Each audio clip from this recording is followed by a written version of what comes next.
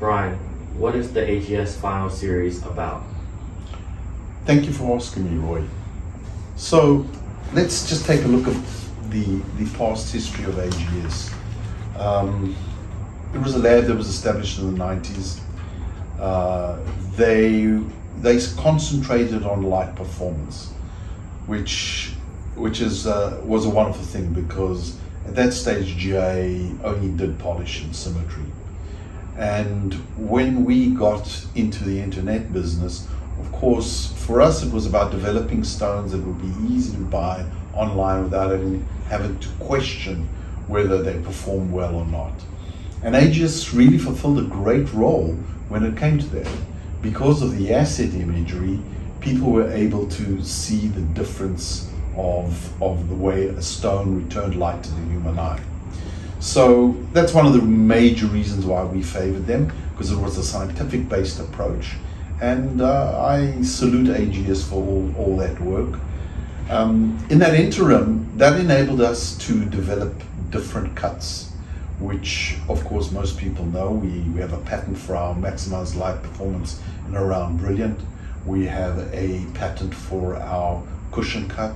We have a patent for our maximized light performance in a emerald cut.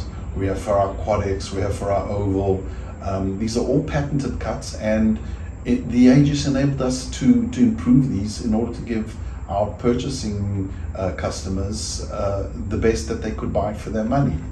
So having said that, we have approximately 500 stones that are still left in our inventories since the AGS decided to stop grading goods.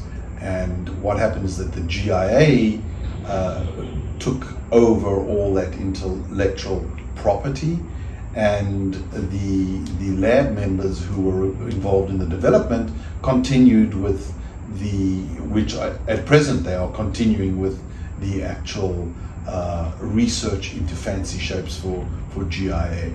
So we're really in a win-win situation here. We have the world's best known grading lab grading our diamonds, as well as using the AGS technology and their existing methods to evaluate light performance. So when you look at a Brian Gavin AGS report, of course the one with the asset on it, or if you have a Brian Gavin Black, if you've purchased it, with all the asset information on it, these reports will no longer be. So whatever we have is a final series. It's a final series that is available to the public, and we are going to, or which we have, I should say, created a stamp of all the patented cuts that we executed under AGS. It shows a picture of assets, shows the blue, of course our blue series, it shows our hearts over here. Of course you can see the arrows and the assets, and then all our different shapes. And we thought it would be a great tribute to AGS, acknowledging the great work they did and enabling us to be able to give the buying public a really wonderful report, and of course allowing us to create the diamonds that we have, and we're bringing so much joy to so many people. And of course now we're moving on to GIA. GIA will be what we do. We will still engrave, laser inscribe our stones. They will still have like in this one, you have a black by Brian Gavin here. This will still be on the report.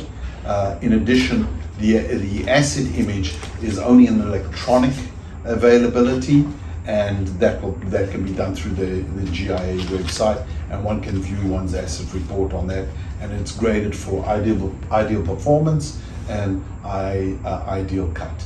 So that's what it's all about, and we're really excited to bring this final series, and we're offering a special rebate on this for those that wish to participate and purchase. They will get a signed and numbered sheet of stamps, and that's the story. And I hope people will enjoy it, and it will never happen again, as we said.